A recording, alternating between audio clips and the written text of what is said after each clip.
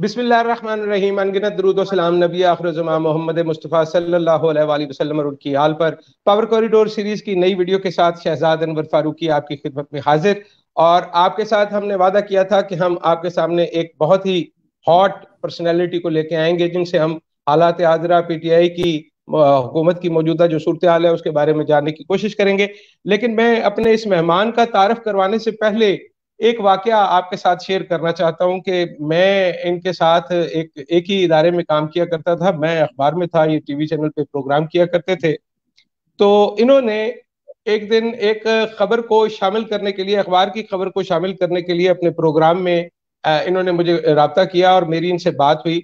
लेकिन बाद में पता चला कि उस पे किसी तरह से प्रेशर आ गया मालकान पर और उस खबर को शामिल करने से खान साहब को मना कर दिया गया।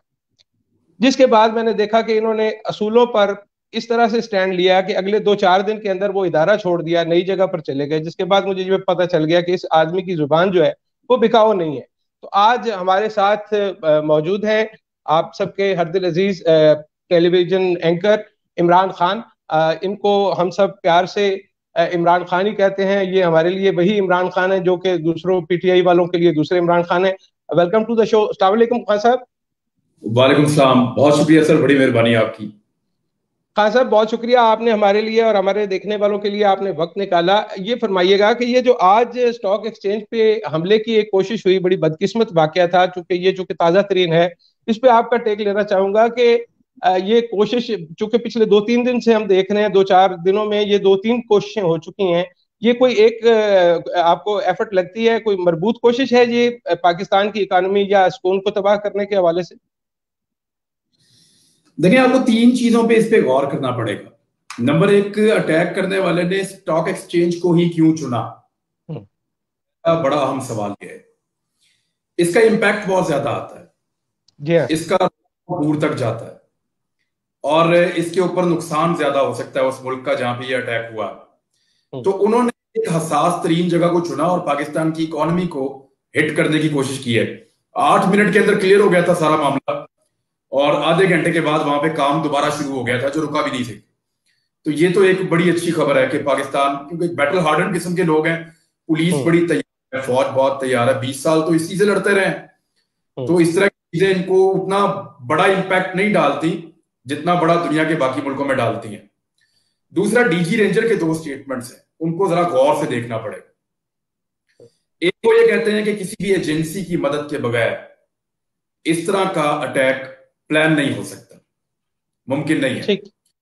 दूसरा, उन्होंने कहा कि जो चीजें इन लोगों से मिली हैं उन चीजों में कुछ हथियार, ग्रेनेड्स और बाकी जो चीजें जो लड़ने के लिए और खाने पीने के लिए जो चीजें इनके पास मौजूद थी, वो ये बता रही थी कि ये लंबे प्लान के साथ आए थे और यरगमाल बनाना चाहते थे। अब ये तब तक नहीं हो सकती जब तक कि पूरी कोई रियासत पीछे ना हो, कोई बड़े इन्वेस्टर्स पीछे ना हो। और अब ये तबातर के साथ होगा। हमें क्योंकि कराची में आज हुआ इसलिए महसूस हो रहा है, बलूचिस्तान में 3 हमले हो चुके हैं सिक्योरिटी फोर्स और वहां पे एक ऑपरेशन जैसी कैफियत है। ये बीएलए को इस्तेमाल करता है इंडिया। अफगानिस्तान बॉर्डर के साथ साथ उनके 12 कैंप्स थे जहां पे वो ट्रेन करते थे उन लोगों को जिनको पाकिस्तान में दहशतगर्दी के लिए भेजा जाता था। मैं क्योंकि खुद पश्तून, मुझे पता है कि हमारे जो लोग अफगानिस्तान की तरफ गए, जब यहाँ पे ऑपरेशन शुरू हो रहे थे, कुछ लोग इस तरफ आ गए जो बिल्कुल बॉर्डर के साथ रहते थे, वो कुछ लोग उस तरफ चले गए। अब मैं आपको बताता हूँ, थोड़ा सा आपको हैरानगी भी होगी कि जो अफगान बॉर्डर के पास रहते हैं लोग, कबायली इलाकों में, अफगानिस्तान और केपीके की बाउंड्री पे, वहां से जब उनको आना होता है बलूचिस्तान, या बाद औकात वो रास्ता इस्तेमाल करते हैं, अफगानिस्तान जाते हैं, वहां से चमन के रास्ते बलूचिस्तान आते हैं। ठीक है, वो वाया लेके आते हैं उस तरह से, उनको वहां से वो रास्ता छोटा पड़ता है गालिबन। तो वो रास्ता अडॉप्ट किया। तो मेरे कई जानने वालों ने मुझे बताया कि जब हम अफगानिस्तान में दाखिल होते थे तो हमें आके लोग मिलते थे और वो हमारी बड़ी खातर मदारत करते थे, खाना पीना भी देते थे और कहते थे आओ हमारे साथ चलो, यहाँ कैंप है, यहाँ रेस्ट कर लें आप थोड़ी देर। तो कहते हैं जब कैंप में जाते थे तो वो पाकिस्तान के खिलाफ बातें करके हम में से उन लोगों को अलग करने की कोशिश करते थे जो पाकिस्तान से कुछ थोड़ा सा भी जिनको चपकलिश है, जिनमें उनको पोटेंशियल महसूस होता था। वो इसी तरह से लोगों को इस्तेमाल करके ट्रेड करके पाकिस्तान वापस भेजते थे और दहशतगर्दी करवाते थे। अभी एक पाकिस्तान में डिफेंस एनालिस्ट है जायद हामिद, उन्होंने ट्वीट किया, उसमें उन्होंने बताया कि जो असला इस्तेमाल हुआ उसमें से कुछ हथियार जो हैं वो अमेरिकी साख्त के हैं और अमेरिकी फौजी उनको इस्तेमाल करते हैं। तो ये बहुत बड़ा सवाल है।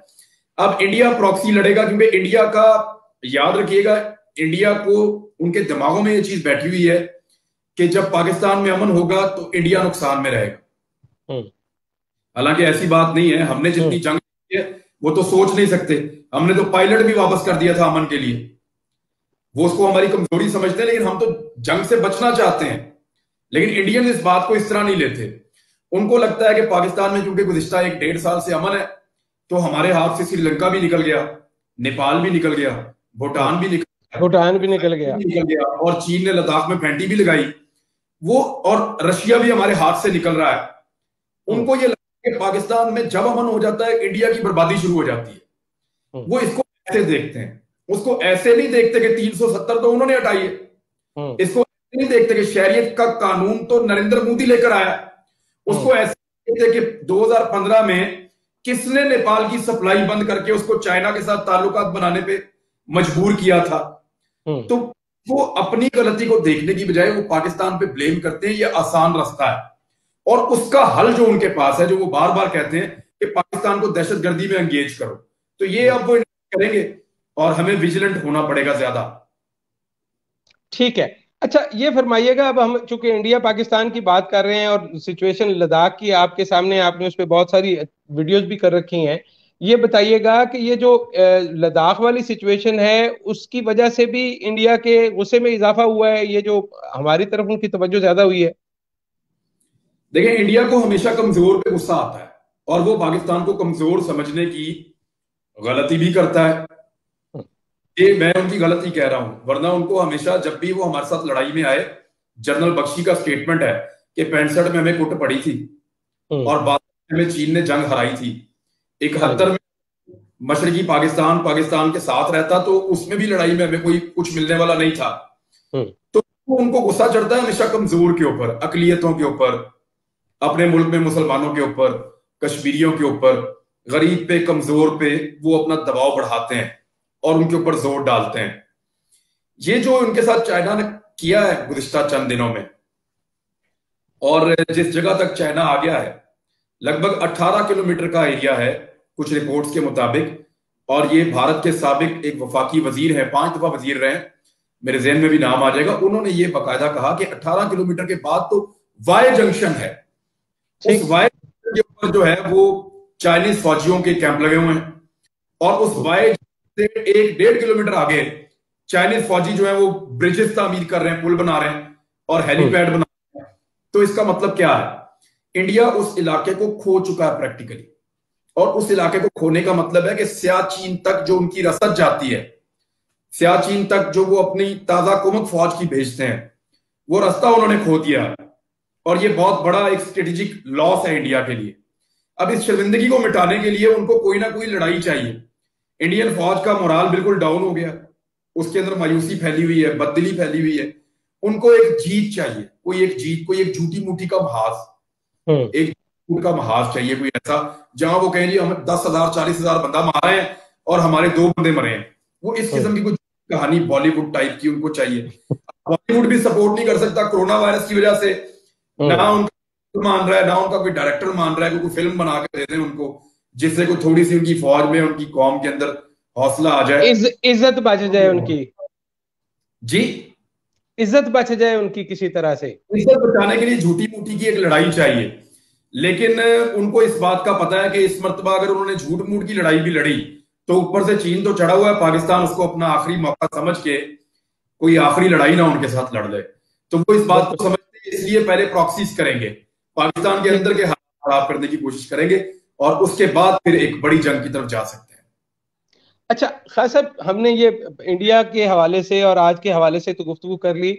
मैं आपसे जो गुफ्तगू करना चाह रहा था पीटीआई हुकूमत और गवर्नेंस के जो इशू हैं और जो आम आदमी की हालत है, पेट्रोल के ऊपर आपने वीडियो किया। मुझे ये बताइए कि वो आदमी जो इमरान खान को वोट डालता था तहरीक इंसाफ के हवाले से, आपके ख्याल में वो आदमी अभी इंटैक्ट है पीटीआई के साथ? देखें, जो आदमी इश्यूज को समझता है ना, वो तो इंटैक्ट है। आम आदमी इमरान खान से बददिल हो गया। वजह यह है कि आम आदमी की कैलकुलेशन बड़ी सादी होती है। पेट्रोल सस्ता हुआ या नहीं हुआ, रोटी सस्ती हुई या नहीं हुई, कारोबार मैसर हुआ या नहीं हुआ, रोजगार मिला या नहीं हुआ, वो दो और दो चार के साथ चीजों को देखता है। वो ज्यादा कम्प्लेक्स चीजों में जाता नहीं है। जो पढ़ा लिखा आदमी जिसको समझ है, उसको आइडिया है कि कोरोना की इस वबा के दौरान और जिस किस्म की इकोनॉमी पीएमएलएन छोड़ के गई थी, उस इकोनॉमी के साथ अगर दुनिया के सारे इकोनॉमिस्ट भी बैठ के पाकिस्तान को चलाते तो यही होना था। जो कुछ इसमें मुमकिन नहीं है। अब ये जो पेट्रोल की कीमत इन्होंने बढ़ाई है, ये कीमत इन्होंने ये जो मर्जी करें, ये झूठ बोलेंगे हुकूमत वाले, धोखा देंगे, हमें चक्कर देंगे, लेकिन मुझे पता है क्यों बढ़ाई है, आपको भी पता है क्यों बढ़ाई है। सच नहीं बोलेंगे। सच ये है कि कोरोना की वजह से इकोनॉमी डाउन है, इनके पल्ले का लोग जो है देने को तैयार नहीं है, टैक्सेस की कलेक्शन जो है वो इंप्रूव नहीं हो रही। तो ऐसे में आपका हाथ सीधा आवाम की जेब में जाता है, तो आपने आवाम की जेब में हाथ डाल दिया। बस सादी बात है। अब पीपल्स पार्टी के दौर में जब वो आवाम की जेब में हाथ डालते थे ना, तो मैं कहता था जस्टिफाइड है। वजह यह है वो जंग लड़ रहे थे। उनके दौर में हमने जंग लड़ी है 5 साल, बड़ी खौफनाक, और हालात बहुत खराब थे, कारोबार ही नहीं था, कारोबार तबाह हो रहा था। तो पीपल्स पार्टी के उस दौर में अगर एक्स्ट्रा पैसा इकट्ठा किया, बुनियादी जरूरियात जिंदगी की चीजें की कीमतें बढ़ा के, तो उन्होंने ठीक किया। उनके पास दूसरा रास्ता नहीं था। पीएमएलएन के दौर में भी इन्होंने चीजों की कीमतें बढ़ाई, लेकिन उस दौर में हालात अच्छे थे, टैक्सेस कलेक्ट हो सकते थे। अब पनामा पेंडेमिक के दौरान अगर दुनिया भर की जो गवर्नमेंट्स हैं वो इस किस्म के टैक्सेस कलेक्ट करें और चीजों की कीमतें बढ़ाएं, तो ये उनकी मजबूरी होगी। मेरे ख्याल में इस वक्त आप कारकर्दगी को तो तब देखेंगे ना जब कोई हालात नॉर्मलाइज होंगे। नॉर्मल हालात हों तो इमरान खान की हम जायजा ले सकते हैं कारकर्दगी का। इस वक्त आप ले, हाँ कुछ चीजें ऐसी हैं जो इमरान खान की हुकूमत कर सकती थी। मिसाल के तौर पे ये अद्वियात की कीमतों को कंट्रोल कर सकते थे, ये दौरान में जो ऑक्सीजन के सिलेंडर महंगे हो गए उनको कंट्रोल कर सकते थे, ये जो ब्लैक मार्केटिंग हो रही है दवाइयों की, इंजेक्शन की, उनको कर सकते थे कंट्रोल। अफसोस ये माफियाज को भी कंट्रोल नहीं कर सके, और उसके लिए सबसे बड़ा जिम्मेदार है कमांडर उस्मान बुज़दार। कमांडर उस्मान बुज़दार के पास पाकिस्तान का सबसे बड़ा सूबा है, 50% से ज्यादा पाकिस्तान का वो हुक्मरान है, और वो जब तबाही फेरता है ना, तो वो तबाही जो है वो उसका इंपैक्ट पूरे पाकिस्तान पे पड़ता है, और पीटीआई की हुकूमत जो है वो उससे मुतासर होती है। तो उस्मान बुज़दार एंड कंपनी ने बहुत मायूस किया और बहुत तबाह किया, और उसके लिए बराह रास्त कोई और नहीं, वजीर आजम पाकिस्तान इमरान खान जिम्मेदार है। अच्छा, ये फरमाइए कि ये उस्मान बुज़दार की नाकामी की तो हम सब बात कर रहे हैं। देखिए, बात ये है कि हम आम आदमी के हवाले से रोते हैं कि किसी आम आदमी को सियासत में मौका नहीं मिलता। चलिए, वो एक आम आदमी उन मानों में नहीं था, थोड़ा बहुत पॉलिटिकल एनिमल था, और उसको थोड़ा बहुत, लेकिन वो उस लेवल के एक्सपोजर से वो नहीं था उनके पास। लेकिन क्या करें, ऐसे लोगों को कामयाब होने के लिए फिर या तो इमरान खान का इंतखाब गलत है, आप ये कह रहे हैं, या आपके ख्याल में उस्मान बुज़दार में अहलियत नहीं थी? उस्मान बुज़दार तो आम आदमी नहीं है। उसने अपने अब्बे के नाम के ऊपर अस्पताल का नाम रखा है जनूबी पंजाब में। आम आदमी तो ये काम करता ही नहीं है। सरकारी पैसों से कार्डियोलॉजी अस्पताल बन रहा है उसके जिले में, और उसने अब्बा हजूर के नाम पे उसका नाम रख दिया है। आम आदमी नहीं है, कीड़ा है इसके अंदर, वही वाला जो नवाज शरीफ में था, वही वाला कीड़ा है जो शहबाज शरीफ में था, वही वाला कीड़ा है जो बड़े बड़े सियासी खानदानों के अंदर होता है। उस्मान बुज़दार उनकी लेगेसी है, आम आदमी नहीं है। आम आदमी बेशुमार इमरान खान की पार्टी से इलेक्शन लड़े थे, वो अभी भी आम आदमी है। तो फिर कसूर किसका है? इमरान खान का है जो उसने चूज किया, इमरान या खान का उस्मान? है। इमरान इमरान खान खान का है। पकड़ी हुई है कि इसको मैं रखूंगा यहाँ पे।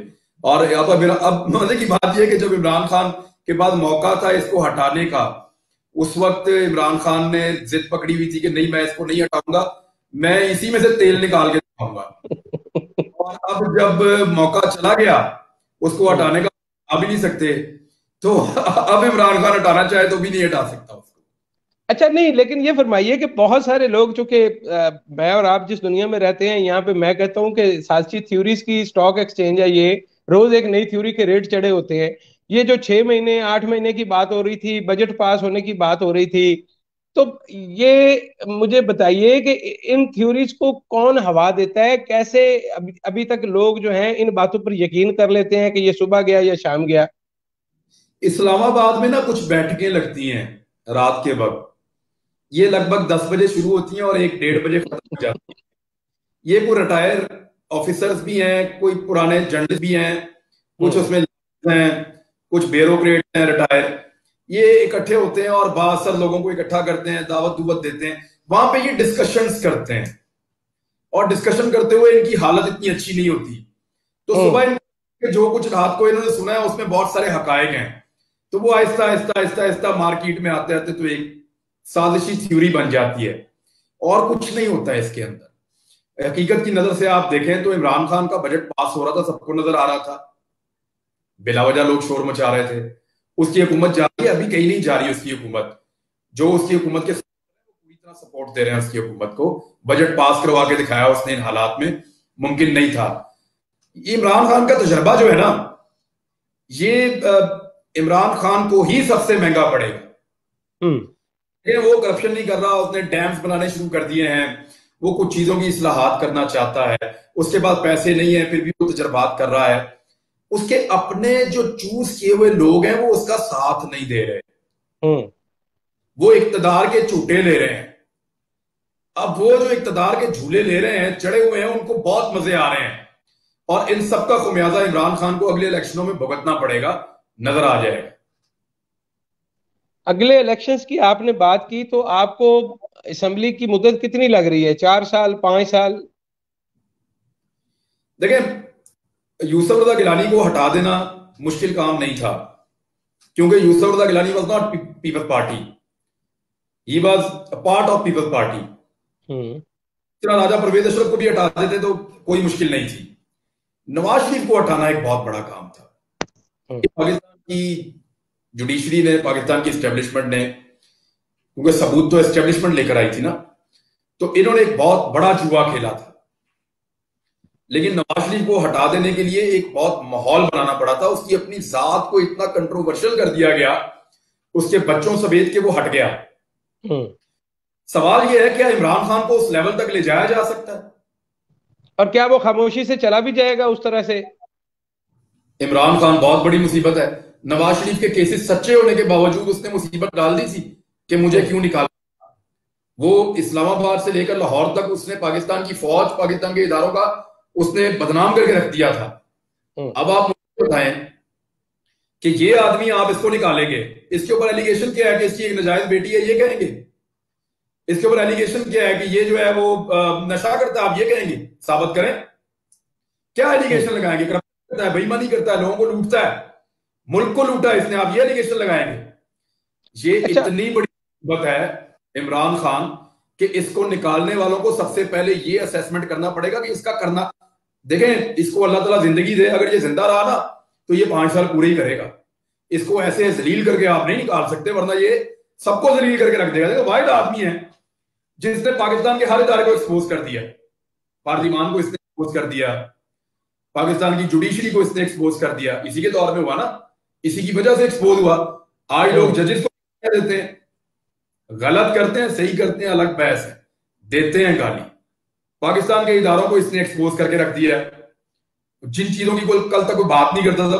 ये आदमी वजह बना है पाकिस्तान में हर चीज के एक्सपोज होने की।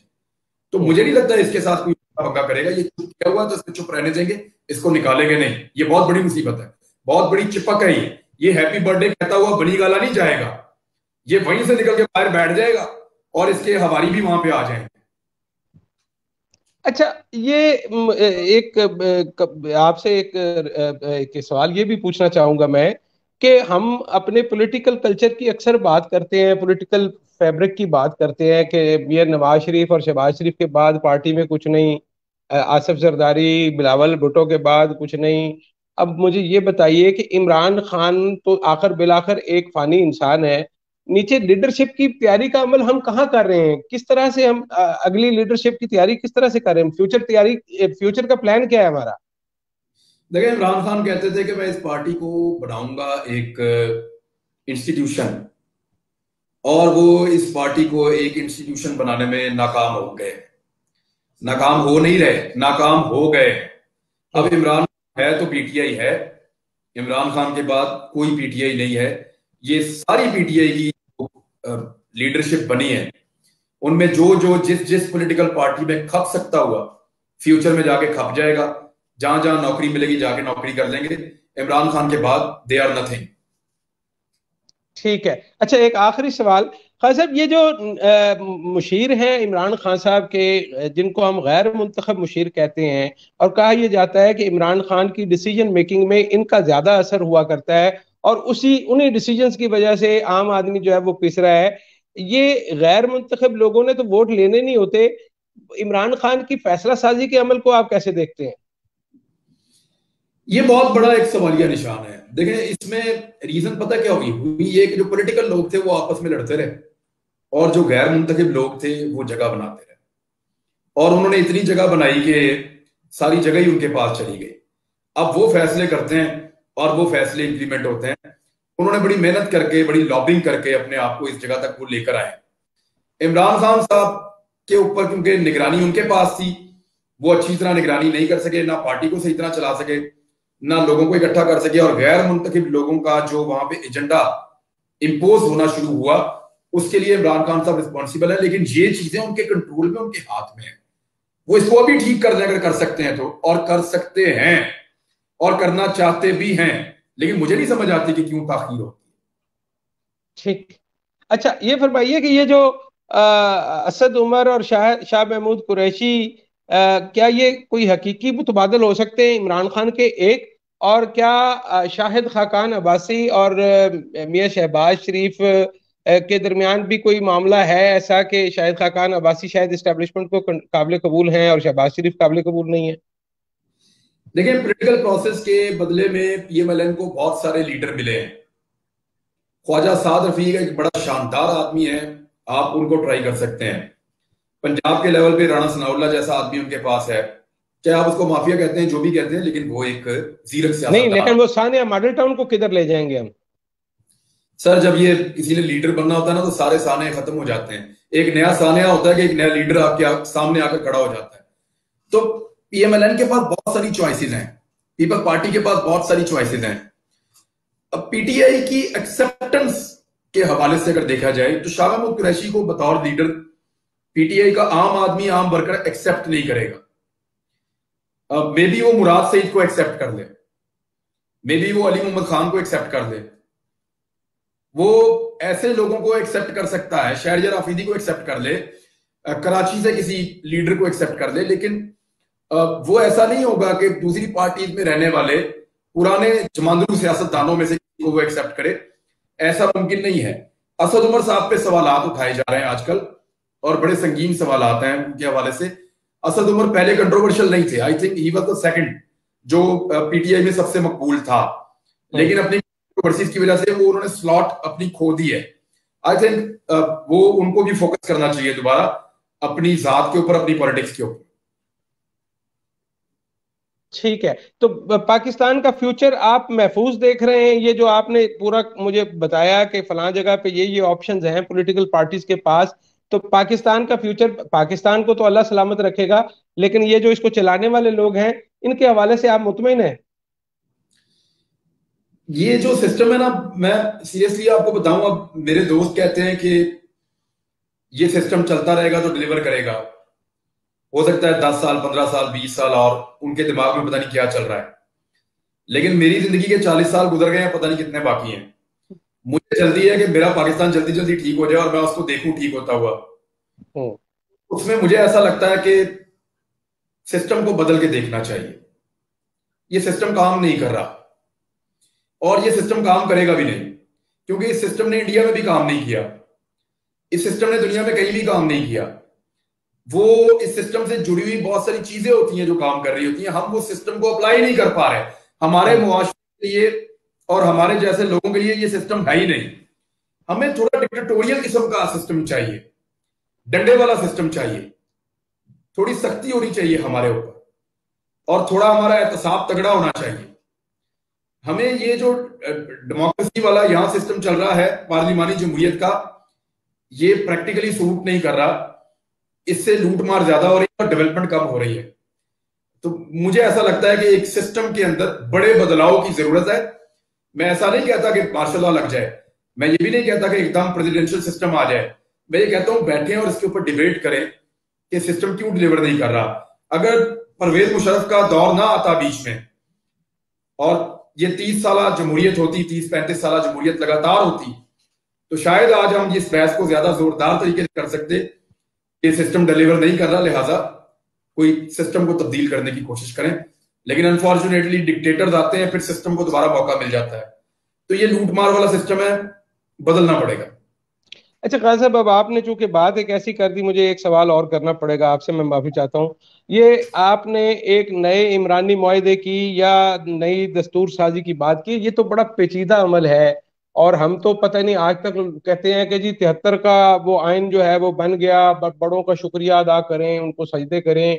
और क्योंकि आज तक लोग इस तरह से मुत्तफिक हो नहीं पाए, उसमें भी शायद एक मेंबर के दस्तखत नहीं है जहां तक मुझे याद पड़ता है। तो आप समझते हैं कि ये इत्तफाक राय हो पाएगा, इस तरह का कोई नया इमरानी मुआहदा अगर हम करने जाएंगे? हो जाएगा, जिस चीज पे इत्तेफाक राय करवाना हो करवा लेते हैं और हो जाता है, हो बहुत जाएगा। शुक्रिया। बहुत शुक्रिया इमरान खान साहब, आपने अपना कीमती वक्त हमें दिया। अल्लाह ताला आपको खुश रखे और मजीद तरक्की से नवाजे। ख़वातीन और हज़रात, अभी आपने इमरान खान साहब की गुफ्तगू सुनी, वो बड़े पुरुमीद लगते हैं पाकिस्तान की मुस्तकबिल के हवाले से, और उनको लगता यह है कि एक नया इमरानी मुआहिदा जो है वो पाकिस्तान के मसाइल का हल हो सकता है। पाकिस्तान की सियासी जमातों में वो पोटेंशियल देखते हैं, वो ये समझते हैं कि जमातें किसी और सूरत में डिलीवर कर पाती हैं। और इमरान खान के हवाले से उनका टेक ये है कि इमरान खान से आम आदमी मायूस हुआ है, लेकिन जो आदमी सिचुएशन को समझता है या सिचुएशन की नज़ाकतों को और उसमें मौजूद इस वक्त की जो अब हमारे स्ट्रक्चर में जो कमियां खामियां हैं उनको जानता है, वो अभी पूरी तरह से मायूस नहीं हुआ। आज के लिए यही कुछ था। अपना बहुत सारा ख्याल रखिएगा, अपने फीडबैक से आगाह कीजिएगा, और अगर हो सके तो लाइक शेयर भी कीजिए, क्योंकि लाइक देते हुए अगर आप कंजूसी से काम लेंगे तो हो सकता है रोजे आखिरत आपको इसका भी जवाब देना पड़े। अपना बहुत सारा ख्याल रखिए। इंशाल्लाह जल्द मुलाकात होगी। अल्लाह ने के बाद।